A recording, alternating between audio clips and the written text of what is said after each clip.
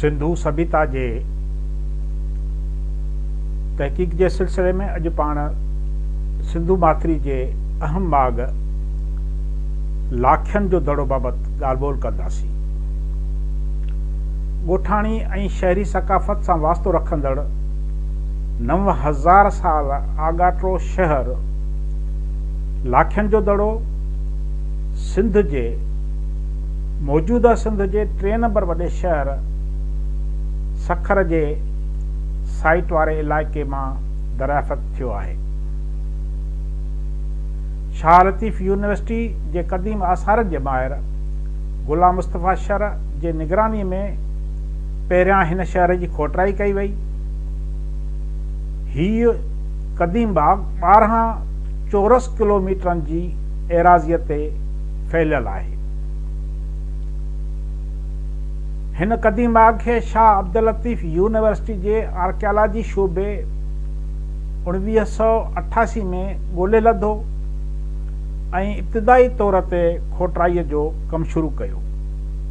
जंहिं बैदि 1994, 1998, 2000 ईस्वी ऐं 2006 ईस्वी में ऐं उनखां पोइ बि बाग़ जूं खोटरायूं कयूं वयूं। माहिरनि मूजिब ही क़दीम बाग़ बलोचिस्तान मां मिलियल ॻोठाणी सक़ाफ़त जे बाग़ महरगढ़ जे ज़माने जो आहे। दुनिया अंदरि मिलंदड़ सभ खां क़दीम 3 शहरनि में ही शहर बि शुमार कयो वञे थो। जॾहिं त हिन खां अॻु हिन दौर जो हिकु शहर मौजूदा बलोचिस्तान में महरगढ़ ऐं फ़लस्तीन में जरीको शहर आहे। इहे ॿई शहर बि लाखियनि जे दड़े जा हम असर आहिनि। हीउ बाग़ 9000 साल आगाट्रो यानी 7000 साल क़िबल मसीह जे दौर जो आहे। पखेड़ जे लिहाज़ खां ही दुनिया जो वॾे में वॾो क़दीम शहर आहे। हिन वक़्त ताईं दुनिया अंदरि 12 चौरस किलोमीटर ते ॿधल हिन उमिरि जो को बि क़दीम बाग़ हथ न आयो आहे। ही क़दीम बाग़ मुख़्तलिफ़ तहनि ते ॿधल आहे। हिक ॿिए पुठियां केतिराई शहर दफ़न थियल आहिनि। हीअ आबादी उतां जे रहवासियुनि तबाह थियण बैदि ॿीहर अॾे उते पंहिंजी रहाइश इख़्तियार कई। हिन बाग़ जे हर तह जे ऊचाई 1.5 खां 2 मीटर आहे। माहिरनि मूजिब हेठें तह जी आबादी पथर दौर सां वास्तो रखंदड़ आहे, जॾहिं त विचों तह ॻोठाणी सक़ाफ़त सां वास्तो रखंदड़ आहे, यानी 9000 साल अॼु खां 9000 साल आगाट्रो बाग़ आहे। मथिएं तह जा आसार मशहूर शहरी तमदुन मोहनजो दड़े जे दौर जा आहिनि। लाखियनि जे दड़े जे क़दीम आसारनि मां मोर जे शिकिलियुनि वारा पेंट थियल मटका, डिज़ाइन थियल मिटीअ जूं सिरूं, मिटीअ जूं ठहियल चूड़ियूं, नंढा गोल मटका, रांदीका ऐं ॿियूं शयूं मिलियूं आहिनि। खोटराई दौरान कुझु हॾा बि मिलिया आहिनि, जॾहिं त हितां जी अहम दरियाफ़्त शीशे ठाहिण जी फैक्ट्री आहे। हितां लिखतुनि जा नमूना मिलिया आहिनि। इहे लिखतूं तस्वीरी रस्मुल ख़त में आहिनि। लाखियनि जे दड़े ते तहक़ीक़ कंदड़ माहिरनि जो चवणु आहे त लाखियनि जो दड़े जी तहज़ीब मोहन जो दड़ो, हड़ापा, गैनवारी ऐं लोथाल सां मिलंदड़ जुलंदड़ आहे। दड़े मां हथायल नवादरात ईंदड़ नसुलनि ऐं पुराणनि आसारनि ते तहक़ीक़ कंदड़ शागिर्दनि लाइ ॼाण ऐं तहज़ीब ॼाणण में मददगार साबित थींदा।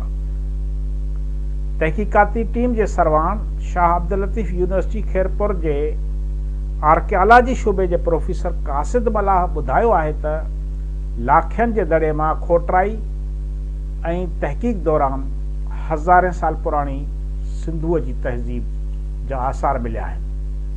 हिन ॿुधायो त खोटराई दौरान जेके मिटीअ जा नंढा थांव, कारियूं ऐं अछूं मोहरूं, दुहल, पाइप नमा मिटीअ जा टुकड़ा, रांदीका, चूड़ियूं, वज़न कंदड़ वट, भितियुनि जी तइमीर ऐं माप करण जा औज़ार, गोल्ड डिस्क, ख़ासि क़िस्म जे पत्थर जा मोती,